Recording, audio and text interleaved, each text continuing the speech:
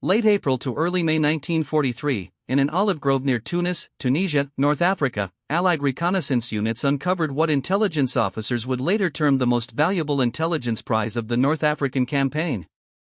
A Tiger I tank, abandoned, intact, and operational, rested silently among gnarled olive trees. Its 88mm cannon stood motionless. The crew had fled without sabotaging the vehicle. No demolition charges had been set. Amid the chaos of total military collapse, the Germans had left their most feared weapon for the Allies to capture whole.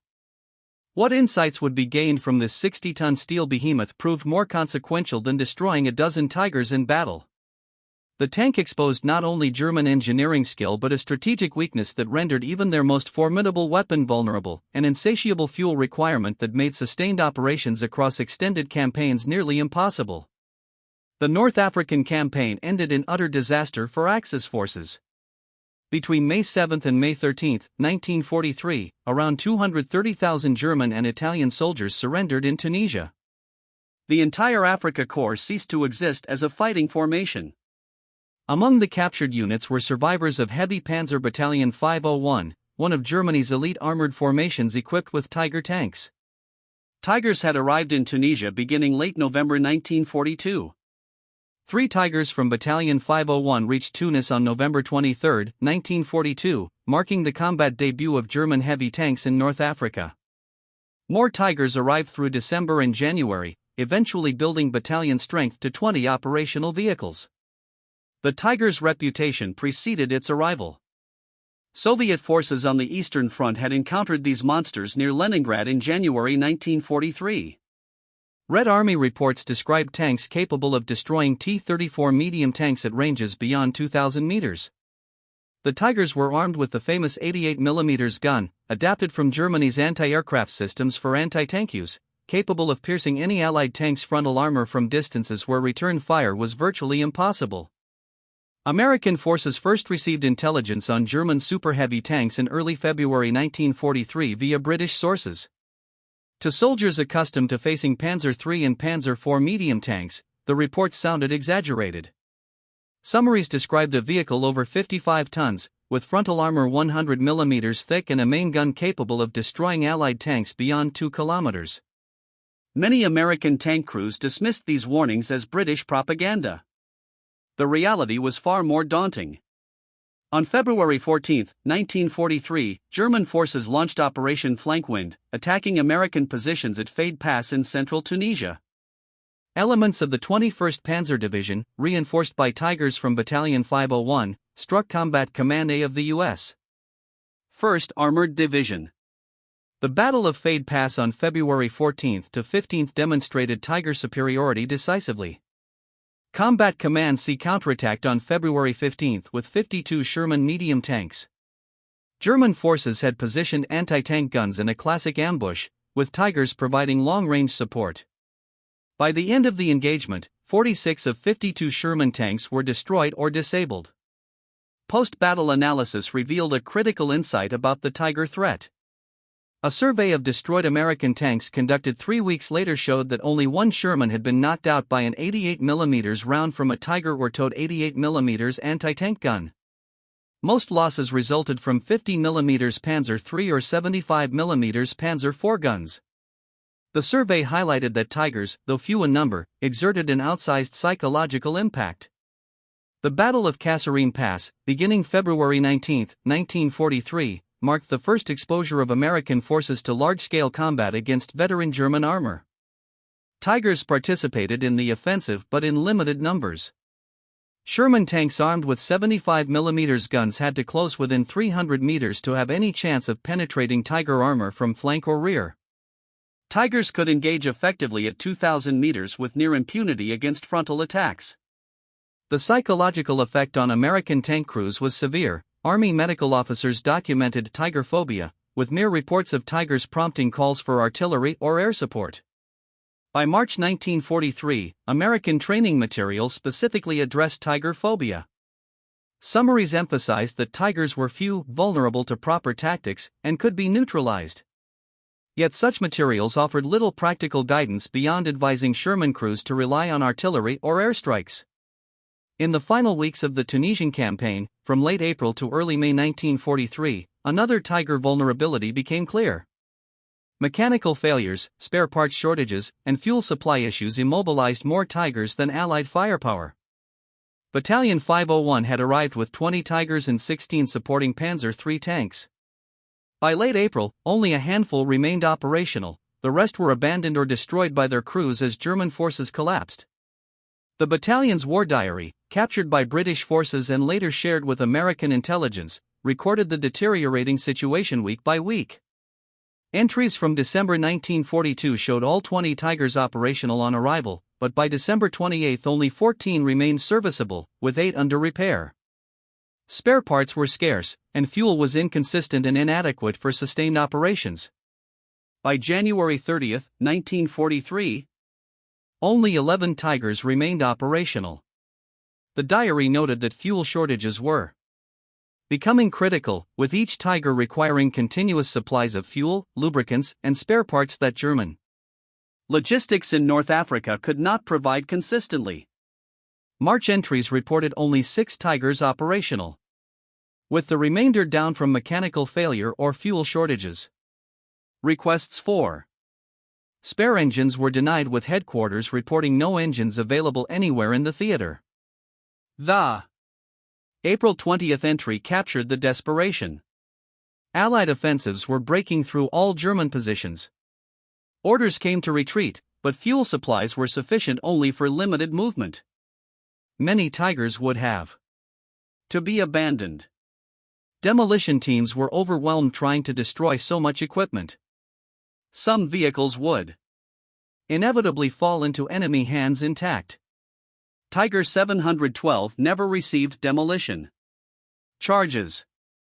Its crew, facing overwhelming Allied pressure and desperately low on fuel, abandoned the vehicle in an olive grove near Tunis. Whether they expected demolition and teams to reach it or simply fled to survive remains unknown.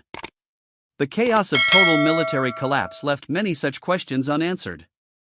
Lieutenant Sue of the 104th Tank Workshop, Royal Electrical and Mechanical Engineers documented the discovery of Tiger 712 on June 9, 1943. His report noted the tank sat functional and intact in an olive grove, alongside other abandoned German vehicles, including at least 2 other Tigers and a Panzer III.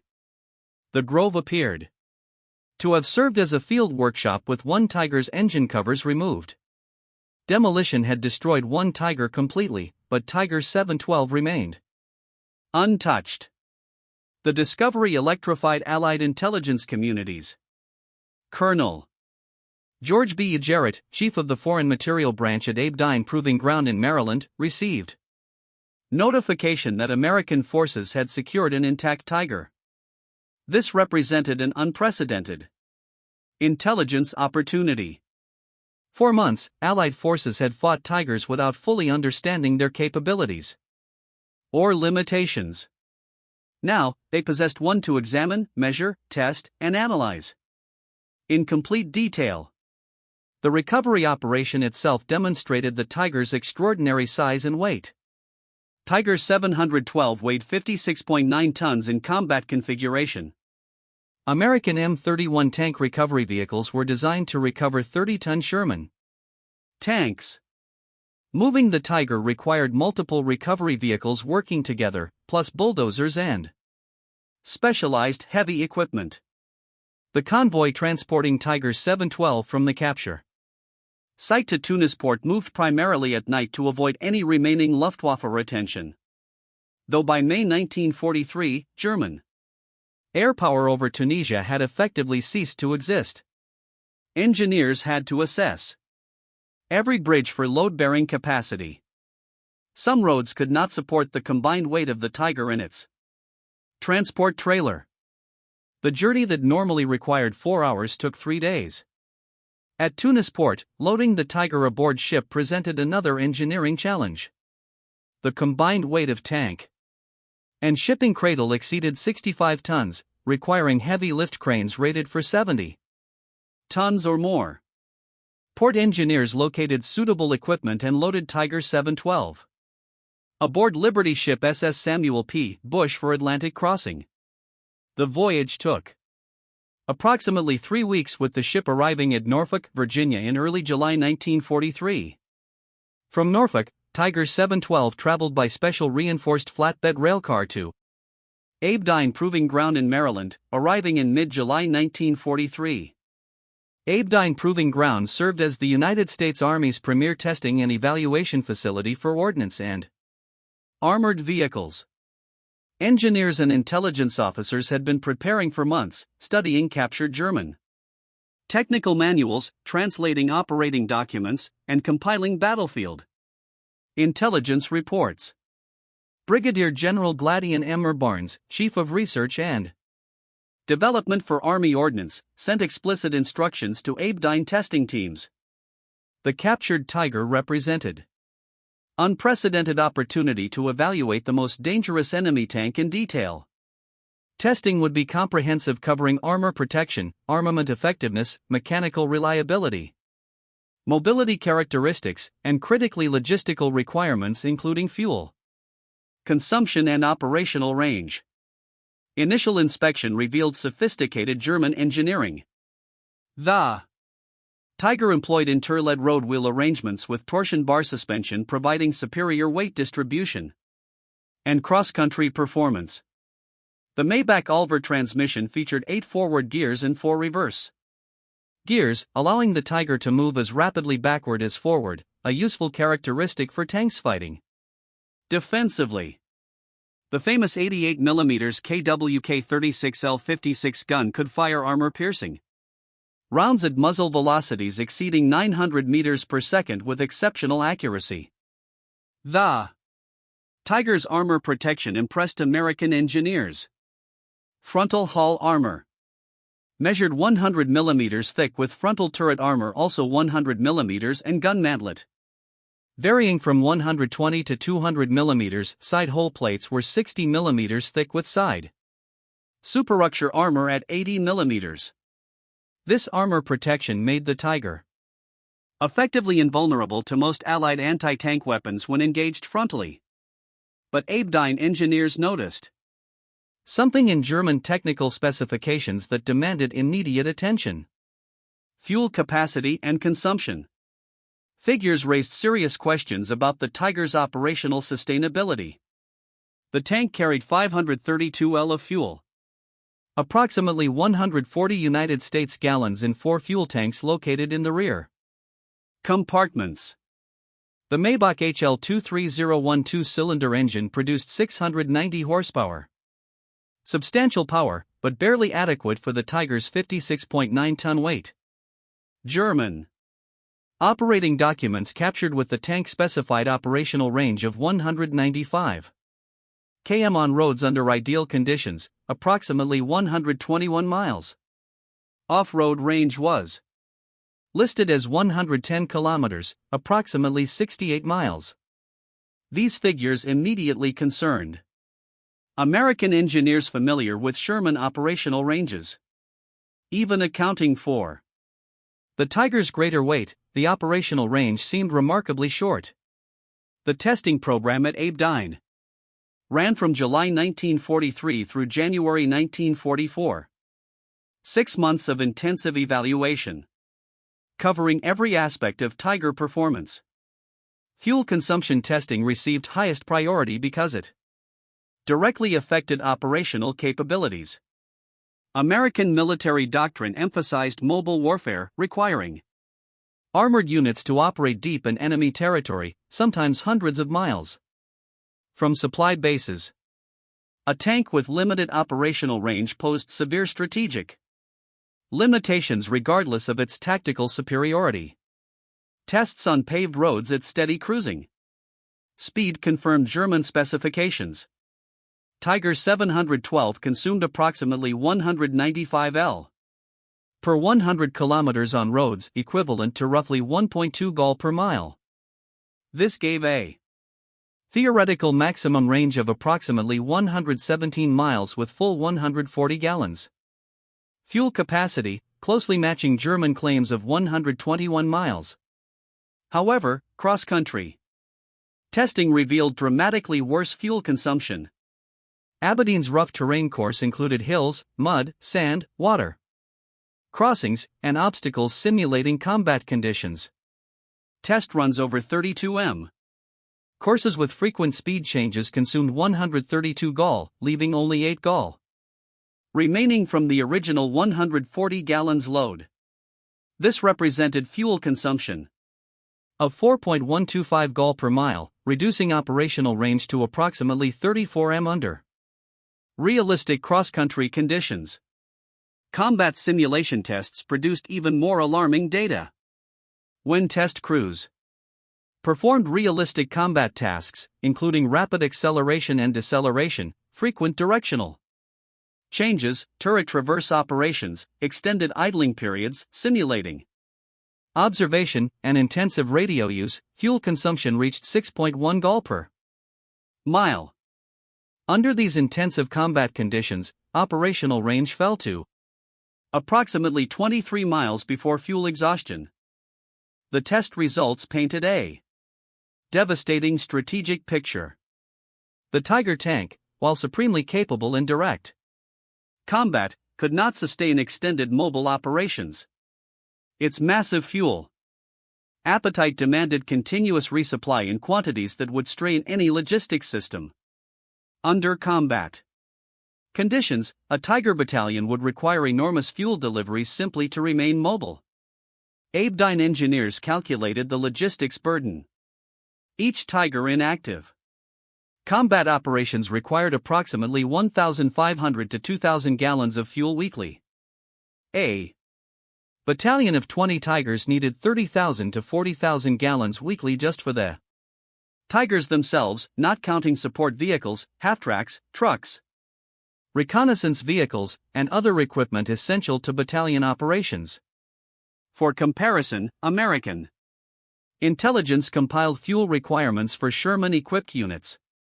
A typical American tank battalion with 53 Sherman tanks required approximately 65,000 gallons weekly, including all battalion vehicles.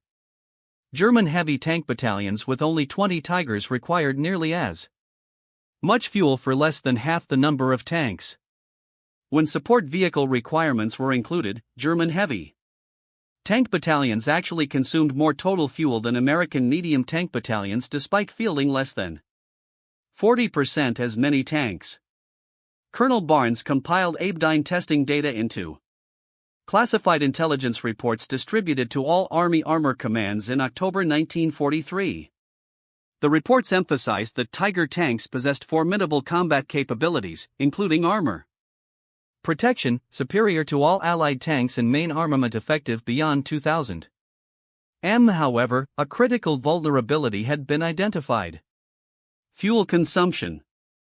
Limited operational range to approximately 120 miles under ideal road conditions, reduced to 30 to 40 miles under realistic combat conditions.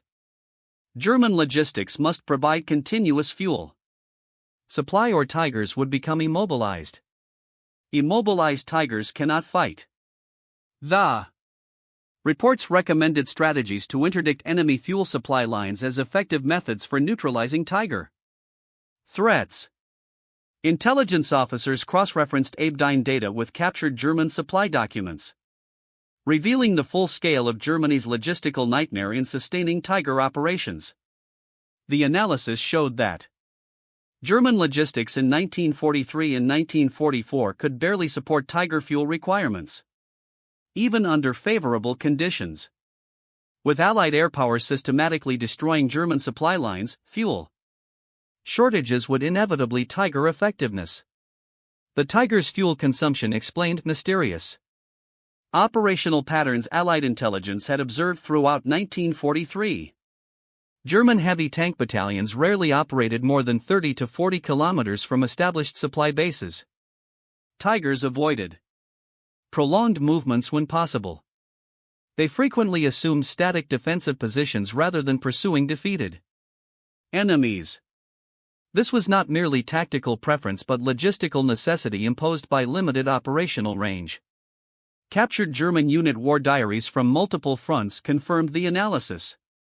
Heavy SS Panzer Battalion 101 War Diary from Normandy in summer 1944 documented recurring fuel shortages.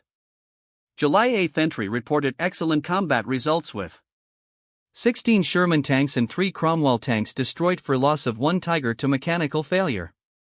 However, fuel supplies were exhausted after 4 hours of combat. The battalion sat immobile, awaiting fuel trucks while Allied forces withdrew. Pursuit was impossible due to fuel shortage. July 20 entry reported fuel allocation reduced by 40% with orders to conserve fuel strictly. Tigers were restricted to defensive positions, only with no offensive operations authorized until fuel situation improved. The entry lamented that the best tanks in Europe sat idle for want of fuel. August 6 entry reported 3 Tigers abandoned during withdrawal from the Thalet's pocket. All were mechanically functional, but had empty fuel tanks with no fuel available for movement. Demolition charges were placed, but crews were uncertain if detonation succeeded. Crews evacuated on foot. British intelligence shared captured documents showing identical patterns on other fronts. Heavy Panzer Battalion 503 records from Italy showed Tigers repeatedly immobilized by fuel shortages. 5th SS Panzer Division. Viking records from the Eastern Front told the same story of combat effectiveness crippled by inability to maintain fuel supplies. Everywhere Tigers operated, fuel shortages limited their effectiveness. American intelligence distributed tactical guidance based on Abedyne findings to all combat units by November 1943. The guidance advised that when encountering Tigers, units should avoid direct frontal engagement when possible. Instead, maneuver to force Tigers to reposition. Each mile a Tiger moves consumes significant fuel reserves. Extended maneuvering exhausts Tiger fuel supplies rapidly. Immobilized Tigers can be bypassed or destroyed with artillery and air support rather than risking direct tank engagement. Training films produced in late 1943 incorporated fuel consumption findings. One film titled Understanding German heavy tanks explained clearly that the Tiger tank consumed approximately 3 to 6 gallons of fuel per mile depending on terrain and tactical situation. Sherman tanks consumed less than 1 gallon per mile under most conditions. This meant American tanks could maneuver 5 to 6 times farther on equivalent fuel. Crews were instructed to use their mobility advantage by making Tigers chase American formations, burning scarce German fuel, then striking when Tigers could no longer maneuver effectively. The Normandy campaign in summer 1944 validated Abedyne analysis. As Allied forces broke out from beachhead positions in July and August, German armory units found themselves unable to conduct mobile operations. Heavy Panzer battalions equipped with Tigers and Panthers sat immobilized not from battle damage but from empty fuel tanks. American armored divisions advanced 130 miles in 7 days during the breakout. Tigers could not match this operational tempo even with full fuel tanks. Their actual combat range of 30 to 40 miles meant they could barely reposition between defensive positions, much less conduct mobile operations across the battlefield. The liberation of France in August and September 1944 provided overwhelming physical evidence of Tiger fuel problems. Reconnaissance. Units found dozens of abandoned Tigers and Panthers along German retreat routes. Most showed no significant battle damage. All had empty fuel tanks. German crews had destroyed what vehicles they could, but often lacked even the fuel necessary to conduct proper demolitions. Operational tanks were simply abandoned when fuel ran out. The Ardennes Offensive in December 1944 exposed the fuel crisis catastrophically. German forces launched their last Great Western Offensive with strict fuel rationing. Each Panzer Division received fuel calculated for approximately 150 kilometers movement with operational plans assuming capture of Allied fuel dumps for resupply. The plan failed completely. American forces held or destroyed fuel dumps in German armor. Immobilized across Belgium as fuel ran out. Camp Group Piper, spearhead of 6th Panzer Army offensive, advanced 60 kilometers before fuel exhaustion. Stopped all movement. The battle group included Tigers from 1st SS Panzer Division. Soldiers at Stuman and Els reported Tigers littering roadsides. Immobilized by empty fuel tanks rather than battle damage. Major Hal D. Macau, an American officer captured by Camp Grouper Piper, who later escaped, testified that German officers discussed the fuel situation openly. They desperately needed to capture American fuel dumps. When American forces held the dumps, the German offensive collapsed. Macau witnessed Tiger crews frantically siphoning fuel from disabled vehicles, trying to get at least some Tigers moving. The fuel crisis was total and absolute. German records captured after the war revealed that fuel shortages dominated German operational planning from 1943 onward. Each Tiger consumed approximately 300,000 gal of fuel over its average service life. That same fuel quantity could have powered 7 Panther tanks or 18 Panzer IV tanks. Germany had chosen concentrated firepower over distributed capability and paid the strategic price in operational paralysis when fuel supplies dwindled. The final American assessment prepared by Army Ordnance in March 1945 concluded definitively that the Tiger I heavy tank represented exceptional design for individual combat performance, but catastrophic failure in logistical sustainability. Fuel consumption of approximately 1.22 gallons per mile on roads, increasing to 3 to 6 gallons per mile under combat conditions, rendered the Tiger operationally unsustainable in extended campaigns. German industry could produce these tanks. German military could crew them with skilled tankers, but German logistics could not fuel them adequately, especially under constant Allied air interdiction of supply lines. After the war, Allied forces interrogated captured German tank designers and engineers. Henschel, engineers who developed the Tiger admitted that fuel consumption concerns were raised during the design phase, but were overruled by military demands for maximum armor protection and firepower.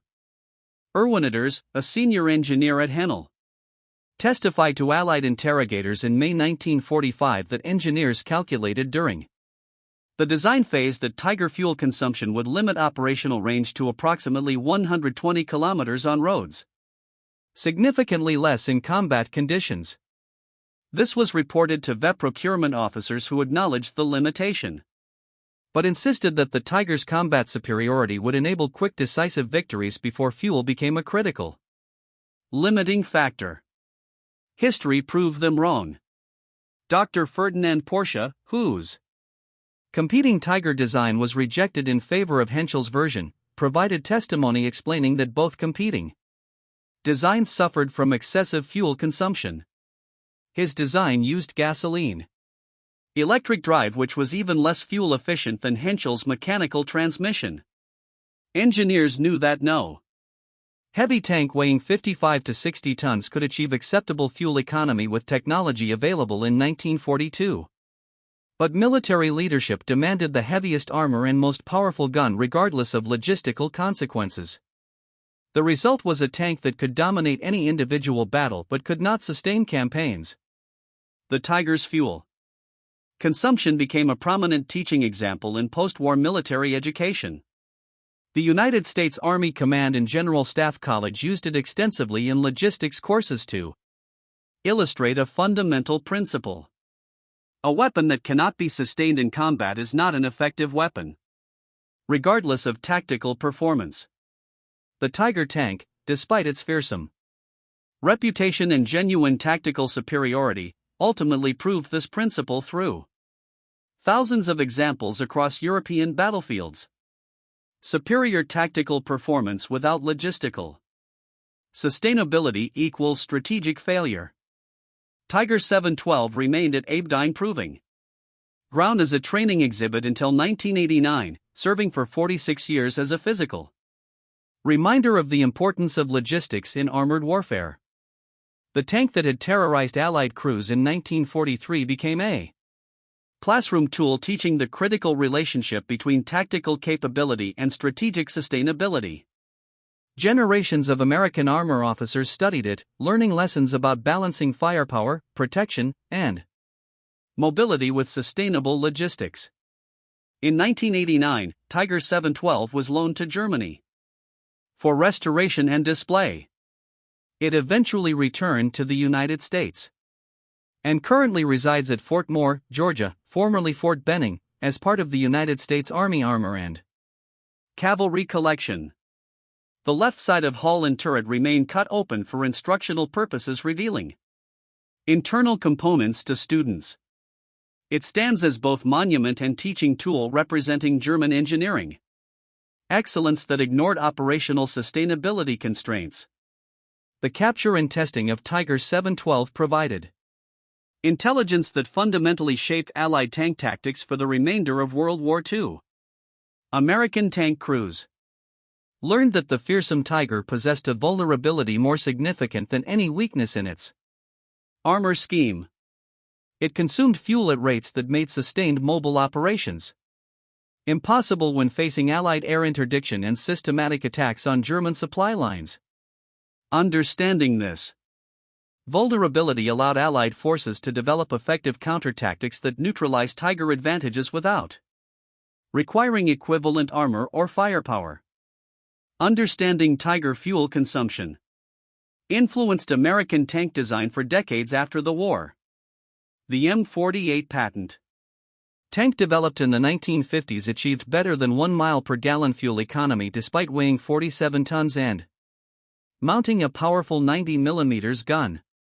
American engineers remembered that mobility depends fundamentally on fuel efficiency, and fuel efficiency demands disciplined engineering choices balancing multiple competing requirements. The lessons learned from Tiger 712 ensured that operational range remained a critical design parameter for all subsequent American armored vehicles.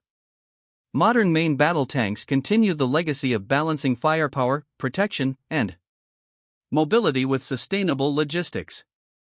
The M1 Abrams tank, introduced in 1980, carries over 500 gallons of fuel and achieves approximately 6 m per gallon, enabling operational range exceeding 300 m on roads. Despite being a gas turbine-powered 70-ton vehicle, the Abrams maintains sufficient operational range for deep strikes and mobile operations. Designers ensure that even the most powerful tanks can go the distance operationally.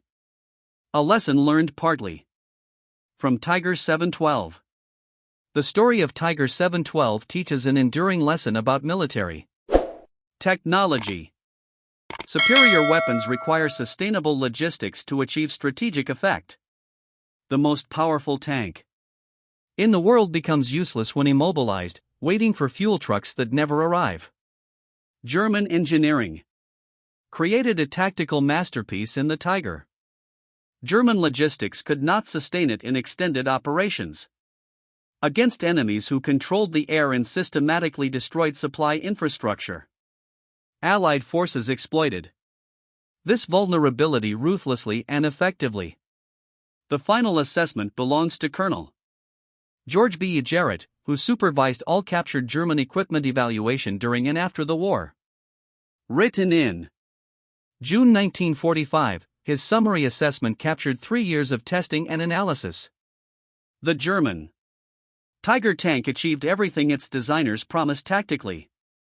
It provided superior armor protection, devastating firepower at long range, and excellent crew protection.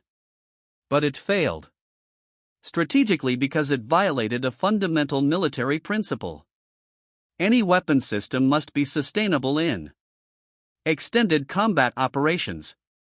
The Tiger's fuel consumption, mechanical Complexity and extraordinary logistical demands made it ultimately unsustainable in prolonged warfare. Germany built an army around weapons it could not adequately support logistically.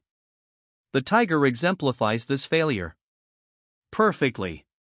Brilliant tactical capability cannot overcome inadequate strategic logistics. The Tiger proved this truth in thousands of burning and abandoned hulks scattered across Europe from Tunisia to Berlin. Tiger 712 sits today in climate-controlled storage at Fort Moore, Georgia. Its 88mm gun remains silent forever. The Maybach engine that consumed fuel so voraciously will never run again. But the lessons it taught continue resonating through every armor school, every logistics course, every staff college studying modern mechanized warfare. The principles are timeless and universal. The tank that terrorized Allied crews in 1943 became the teacher that shaped modern armored doctrine, not through its considerable strengths, but through its greatest weakness. The Tiger could dominate any single battlefield through superior firepower and protection. But it could not reach distant battlefields, could not sustain extended operations far from supply bases, and could not survive the systematic fuel starvation that Allied air power and logistics targeting inflicted on German forces. A tank that travels only 120 miles on a full tank of fuel under optimal conditions, reduced to 30 miles under combat circumstances, cannot prevail in wars spanning entire continents. Germany discovered this lesson through thousands of abandoned Tigers from North Africa to Normandy, the Ardennes, and Berlin. America learned it through systematic evaluation of Tiger 712 and developed an armored force that emphasized operational sustainability alongside combat effectiveness. In mechanized warfare, the side capable of maintaining operations across distance and time emerges victorious. The Tiger ignored that essential principle. History never forgave the mistake. The capture and testing of Tiger 712 ensured that Allied forces fully grasped that firepower is worthless without fuel to reach the battlefield. Armor protection is meaningless without mobility to capitalize on tactical gains. The most formidable tank in the world is irrelevant without the logistical framework to support it across prolonged campaigns in hostile territory under enemy air attack. Tiger 712 stands today as both a monument and a teacher. A monument to German engineering ambition that exceeded logistical realities and strategic endurance. A teacher of the lasting principle that warfare demands sustainable systems design, not merely superior weaponry.